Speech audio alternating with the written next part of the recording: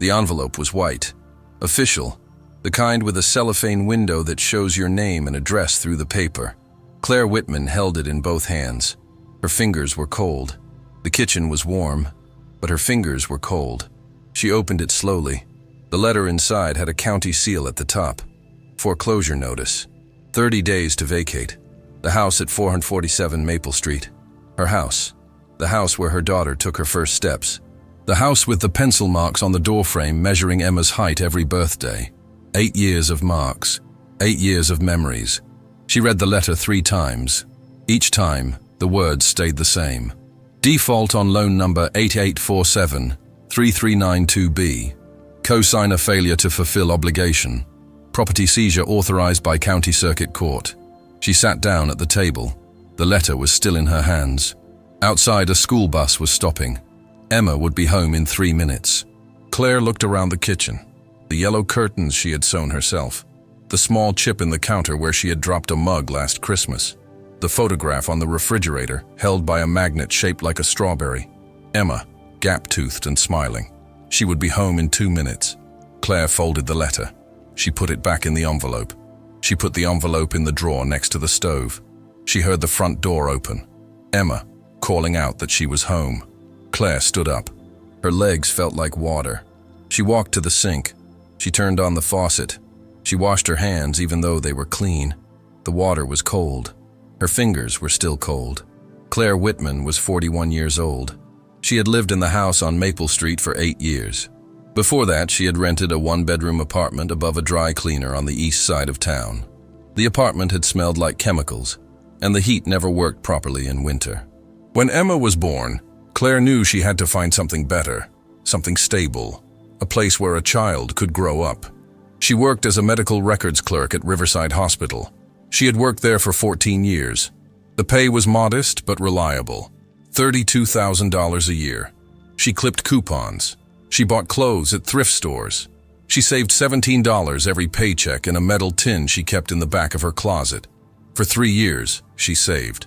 The down payment for the house took every dollar in that tin. $12,000. It was enough. Barely. The house was small. 2 bedrooms, 1 bathroom. The backyard was mostly dirt with a single oak tree in the corner. But it was hers. The mortgage was $640 a month.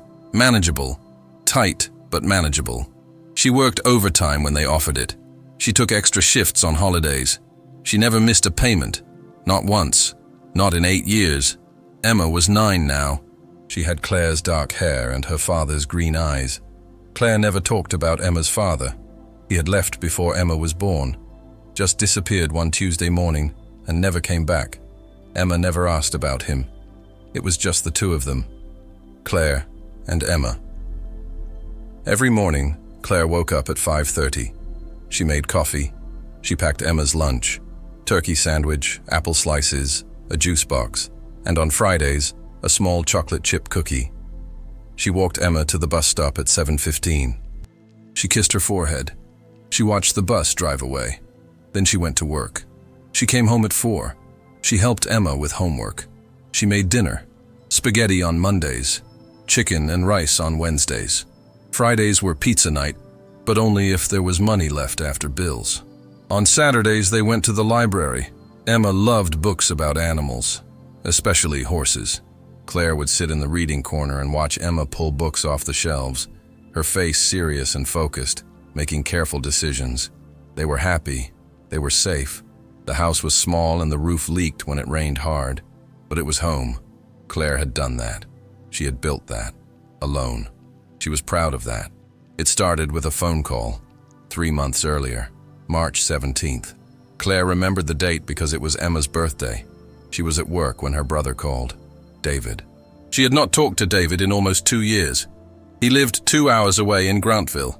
He had a wife, Sandra, and twin boys who were 6 years old. David worked in sales, something with industrial equipment. Claire did not fully understand what he did. They had grown up together in foster care after their mother died when Claire was 11 and David was 9. They had been close as children. Survival made you close. But as adults, they had drifted. Different lives, different worlds. David called her at work. His voice was tight, stressed. He needed help. He was starting a business, a real opportunity. He had found investors. He had a business plan. He had everything lined up, but the bank needed a co-signer for the initial loan. Just a formality. Sandra's credit was not good enough. Medical bills from when the twins were born premature. He needed someone with clean credit, someone responsible, someone like Claire. He would pay everything. She would not have to do anything. It was just a signature, just paperwork. The bank required it. That was all. Claire hesitated. She told him she did not know anything about business loans. David laughed. He said that was the point. She did not need to know. It was his loan, his responsibility, his business. She was just helping him get started, like family does. He reminded her of when they were kids, how he had protected her when they moved to the third foster home, the one with the man who drank. David had made sure that man never came near Claire's room. He had taken a beating for it once, stood in the hallway and refused to move. Claire remembered that. She had been 13. David had been 11. She owed him. He did not say that, but she knew. He asked her to think about it. He would send her the paperwork. She just needed to look it over. Talk to someone if she wanted. But he needed an answer soon. The investors were waiting. The opportunity would not last forever. The papers arrived 4 days later. A thick envelope with a law firm's return address. Claire opened it at the kitchen table after Emma went to bed. There were at least 30 pages. Most of it was legal language she could not understand. Words like indemnification and subordination and joint and several liability. There was a page with highlighted sections. Yellow marker. This is where you sign. 3 places. Her signature, her social security number, a date. There was a sticky note attached. David's handwriting. Claire, this is just a formality. I promise you will never hear about this again. Thank you for believing in me. Love, D. Claire read through the documents, or tried to. The words blurred together. She did not understand most of it, but there was a number, $85,000, the loan amount. That seemed like a lot. She called David the next morning. She asked him if $85,000 was normal for a business loan. He said it was small, actually. Startup costs, equipment, inventory, first-year operating expenses. It was all accounted for. He had a business plan. Did she want to see it? She said no. She trusted him, but she was nervous about the amount. What if something went wrong? David's voice got quieter, serious. Nothing would go wrong. But even if it did, even in the worst-case scenario, it was his loan. His name was primary. Hers was just backup. The bank would never contact her. It was insurance for them. Nothing more. She would never be responsible. He promised. He said the word promised 3 times, in 2 minutes. Claire looked at the papers spread across her table. She thought about David standing in that hallway when they were kids. Bruised ribs, refusing to move. She picked up a pen. She signed on the 3 yellow highlighted lines. She put the papers back in the envelope. She mailed them the next day. She did not hear from David for 2 months. She called him once to check in. He sounded happy, busy. The business was going well, better than expected. He would call her soon. They should get the kids together, maybe in the summer. Claire said that would be nice. She hung up feeling relieved. It had worked out. Everything was fine. Then the first letter came, May 23rd. Not from David, from First Union Bank, Commercial Lending Division. It was addressed to Claire Whitman. Regarding loan 88473392B. Payment 60 days past due. Amount owed $7,812. Please remit immediately to avoid further action. Claire read it twice. She called David. He did not answer. She called again. Voicemail. She left a message. She said she got a letter from the bank. She needed to talk to him. Could he call her back? He did not call back that day, or the next day. On the 3rd day, she called his house. Sandra answered. Her voice was cold. She said David was not available. Claire asked when he would be available. Sandra said she did not know. Then she said something else. She said Claire should not have signed those papers. She said David had no business dragging family into his schemes. Then she hung up. Claire stood in her kitchen holding the phone. Her hands were shaking. She called the bank. She was transferred 4 times. Finally, she reached someone in commercial lending, a woman named Patricia. Claire explained the situation. She was a co-signer, but her brother was paying the loan. She had received a letter by mistake. Could they update their records? Patricia put her on hold, 5 minutes, then 10. Then Patricia came back on the line. She said there was no mistake. The loan was in default. The primary borrower, David Whitman, had made one payment. Only one. In February. Nothing since. The business had closed. The collateral had been seized. But the collateral did not cover the full amount owed. As co-signer, Claire was legally responsible for the remaining balance. That balance, with fees and interest, was now $91,000. Claire said that could not be right. She said she was just a co-signer, a formality. Patricia said co-signer meant equal responsibility, joint and several liability. Those words, the ones Claire had not understood in the document. Patricia said the bank would begin collection procedures. Claire needed to set up a payment plan. Immediately. Claire asked what would happen if she could not pay. Patricia's voice did not change. She said the bank had legal right to pursue all assets listed on Claire's financial disclosure, including her home. Claire drove to Grantville the next day, Saturday. She left Emma with her neighbor, Mrs. Patterson. She told Emma she had errands. She would be back by dinner. The drive took 2 hours and 17 minutes. She had David's address written on a piece of paper. She had been to his house once, years ago, for a Christmas party. The house was in a subdivision, new construction, beige siding, 2-car garage. When Claire pulled up, there was a for sale sign in the front yard. She parked on the street. She walked to the front door. She knocked. No answer. She knocked again. Harder. The door opened. Sandra. She looked thinner than Claire remembered. Tired. She did not invite Claire inside. Claire asked where David was. Sandra said he was not there. Claire asked when he would be back.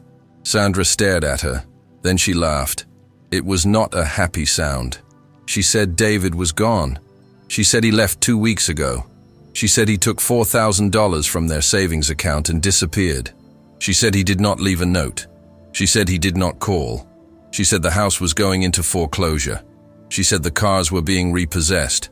She said she was moving back to her mother's house in Pennsylvania with the twins. She said David destroyed everything. Then she looked at Claire. She said, "He destroyed you too, did he not?" Claire could not speak. Sandra started to close the door. Claire put her hand out. She asked if Sandra knew where David went. Sandra shook her head.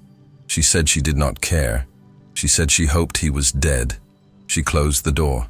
Claire stood on the porch for a long time. She could hear cartoons playing inside the house, the twins laughing. She walked back to her car. She sat in the driver's seat. She did not start the engine. She sat there for 45 minutes. Then she drove home. The bank sent letters every week, then twice a week. The amounts changed. Interest accumulated daily. Penalty fees stacked on top of each other. 91,000 became 97,000, then 103,000. Claire called Patricia 6 times. She tried to explain that she did not have that kind of money. She made $32,000 a year. She had $341 in her savings account. Patricia said that did not change Claire's legal obligation. Patricia said Claire needed to sell assets, liquidate, downsize. Patricia suggested selling the house. Claire said the house was all she had. Patricia said then she should consider bankruptcy. But Patricia also said bankruptcy would not erase this debt. Co-signed loans were different. Claire asked what she was supposed to do. Patricia did not answer. The line went quiet. Then Patricia said she was sorry. She said she knew this was hard. But the bank had policies, rules. There was nothing she could do. A lawyer's letter arrived in July. The bank was filing a civil suit. If Claire did not respond within 30 days, the court would grant a default judgment. The judgment would allow the bank to seize assets, including real property. Claire could not afford a lawyer. She went to legal aid. She sat in a waiting room for 3 hours. Finally, she met with a young attorney named Marcus. He was fresh out of law school. He looked at her documents. He asked questions. He wrote notes. Then he closed the folder. He said he was sorry. He said there was not much he could do. The contract was clear. She had signed as co-signer. That meant full liability. He said the only option was to try to negotiate a settlement, pay what she could, set up a long-term plan. Claire asked what would happen to her house. Marcus did not look at her. He said the house would likely be part of any settlement. It was her only significant asset. Claire started crying. She tried to stop. She could not. Marcus handed her tissues. He said he was sorry. He said it over and over. He was sorry. Claire wiped her eyes. She asked him one more question. She asked if this was legal, if what David did was legal. Marcus nodded.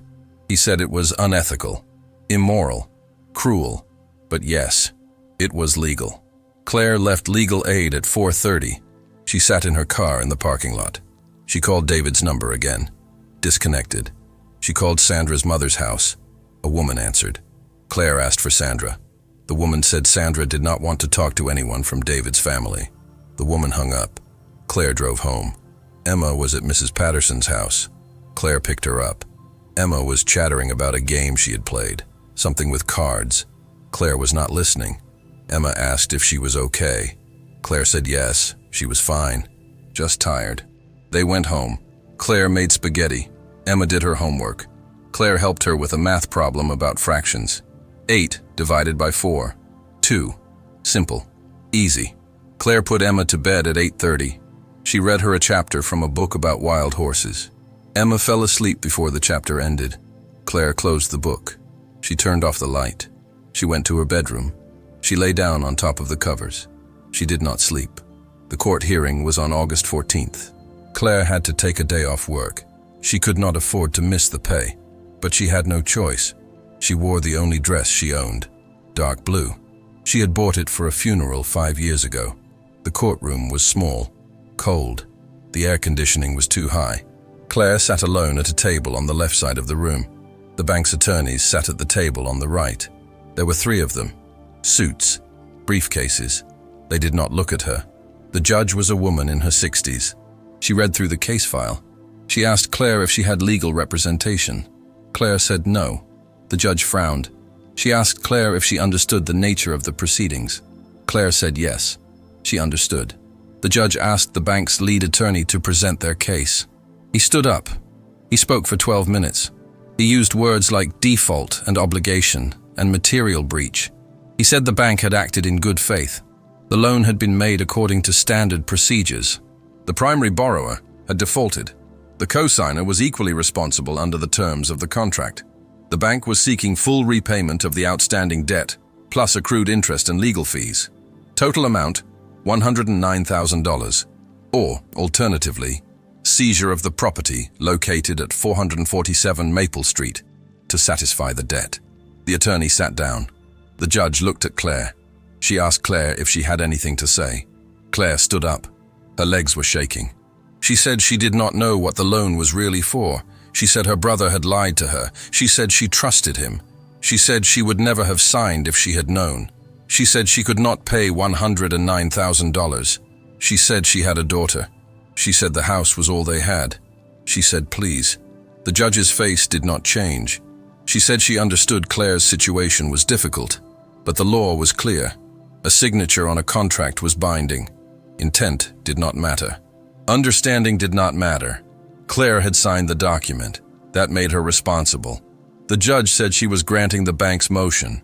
Claire had 90 days to either pay the full amount or voluntarily surrender the property. If she did neither, the county sheriff would enforce the eviction. The judge banged her gavel. The hearing was over. It had lasted 26 minutes. Claire sat in the courtroom after everyone left. The bailiff finally asked her to leave. They needed to prepare for the next case. Claire stood up.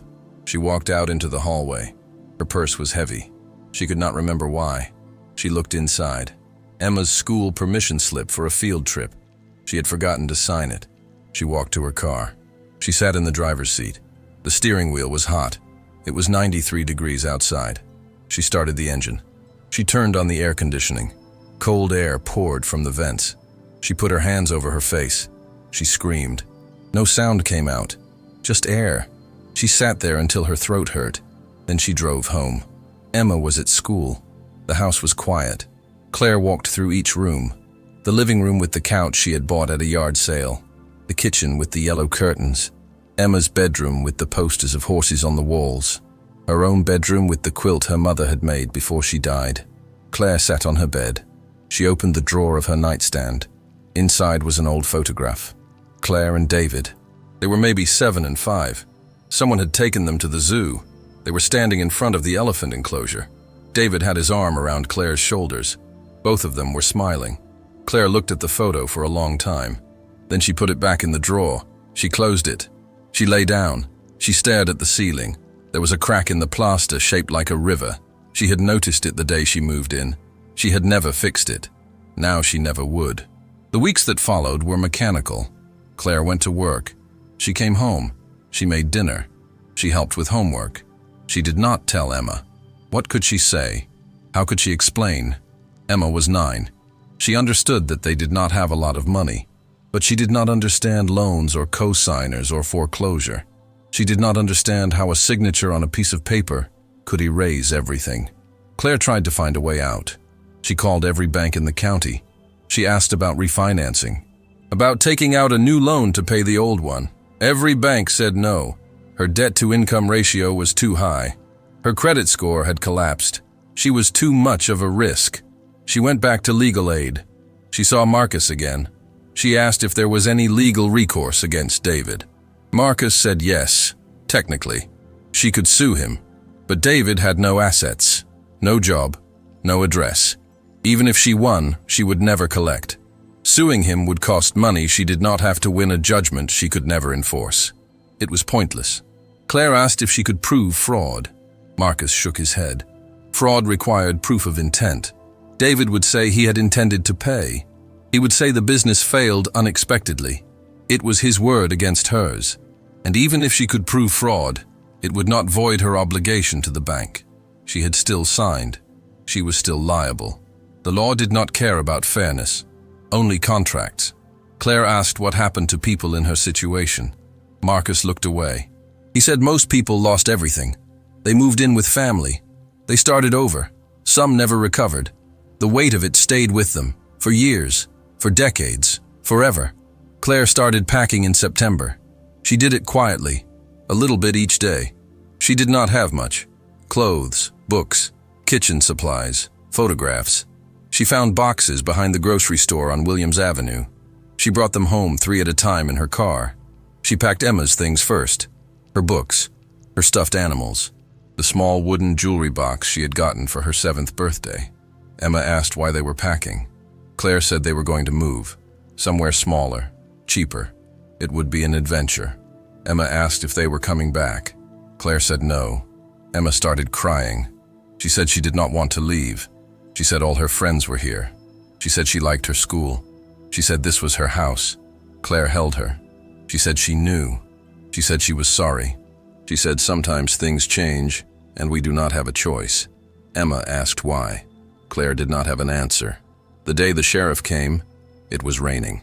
October 9th, a Tuesday. Claire had moved most of their belongings to a storage unit she could barely afford. $120 a month for a 10-by-10 concrete room. The rest of what they owned was in her car.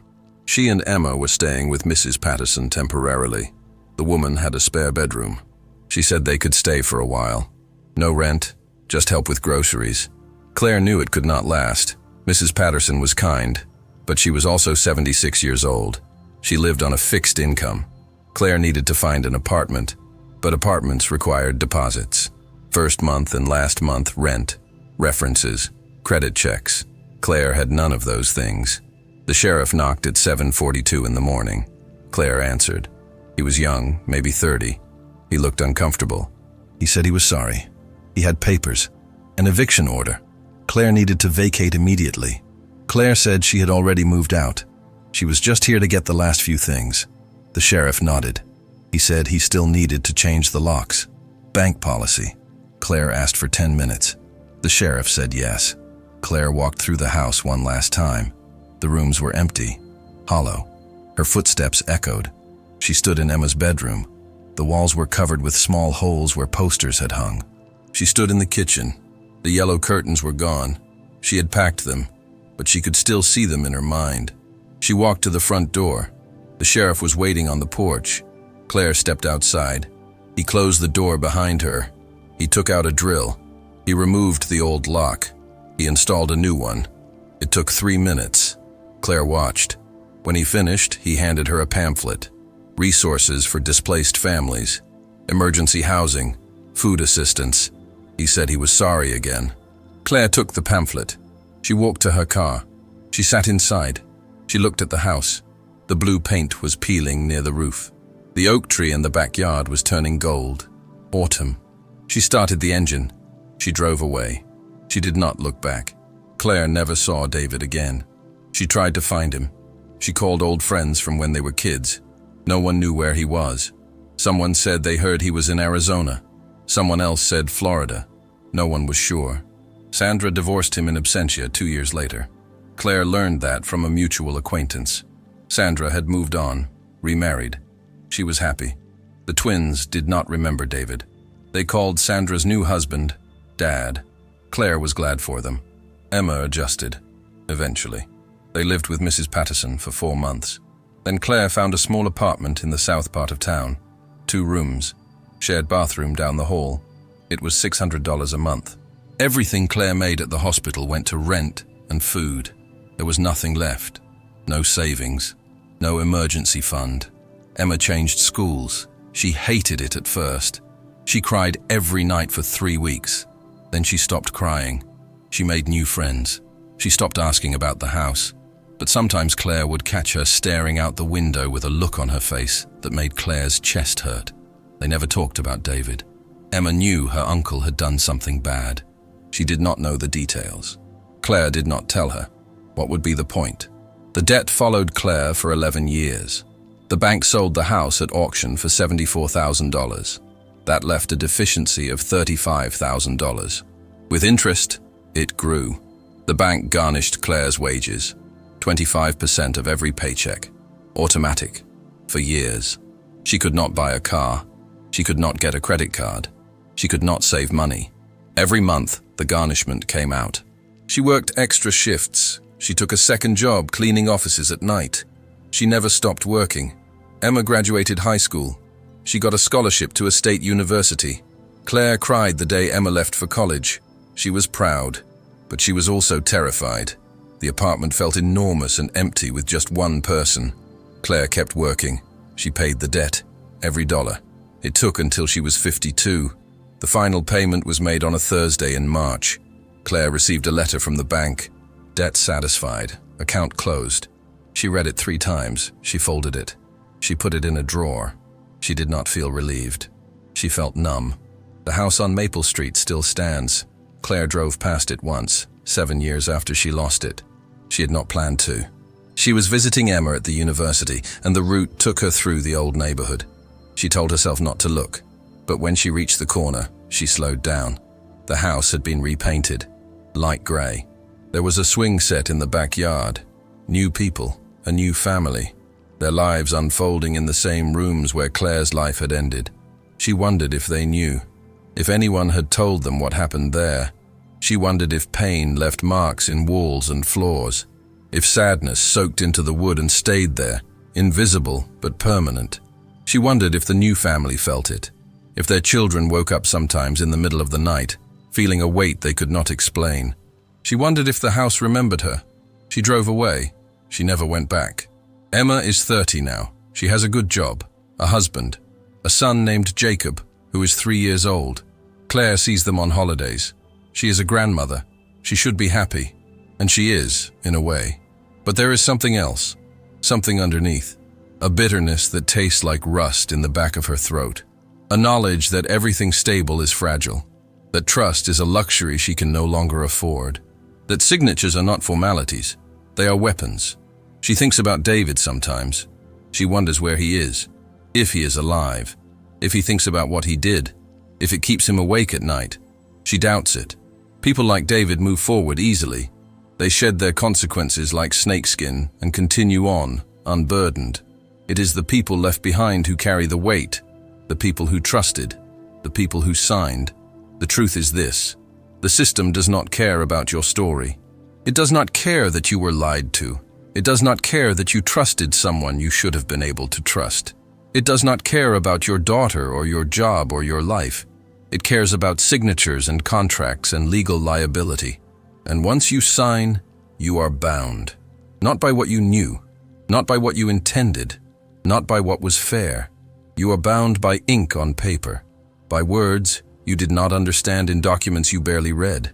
And the cruelest part is not that the system is broken. The system works exactly as designed. It protects institutions. It protects lenders. It protects people with power and money and lawyers. It does not protect people like Claire. It was never meant to. David did not destroy Claire's life alone. He had help. He had a system that made it easy. A system that required no verification of intent, no confirmation of understanding, no protection for the vulnerable, just a signature. That was all it took. And somewhere in that gap between what is legal and what is moral, thousands of lives fall through, crushed by decisions made in moments of trust, buried by consequences they could not have foreseen. Claire is one of them. She lost her house. But that is not what haunts her. Houses can be replaced. What haunts her is the moment she picked up that pen, the moment she believed her brother when he said it was just a signature, the moment she thought family meant protection instead of betrayal. That moment cost her 11 years. It cost her stability. It cost her the ability to ever fully trust again. And no court will ever acknowledge that loss. No system will ever compensate her for it. Because the law does not measure pain, it measures money. And by that measure, the debt is paid. Claire's story is not unique. Between 1995 and 2007, cosigner defaults increased by 360% in the United States. Most were family members, most were women, most lost everything. The system that enabled it remains unchanged. But there was one case, one woman in Cincinnati who signed as cosigner for her ex-husband. He defaulted. She lost her house, but she did not stop there. She spent 6 years building a case, not against her ex-husband, against the bank, against the system that allowed this to happen. And in 2009, she won. The settlement changed lending practices in 4 states. That story is for another time.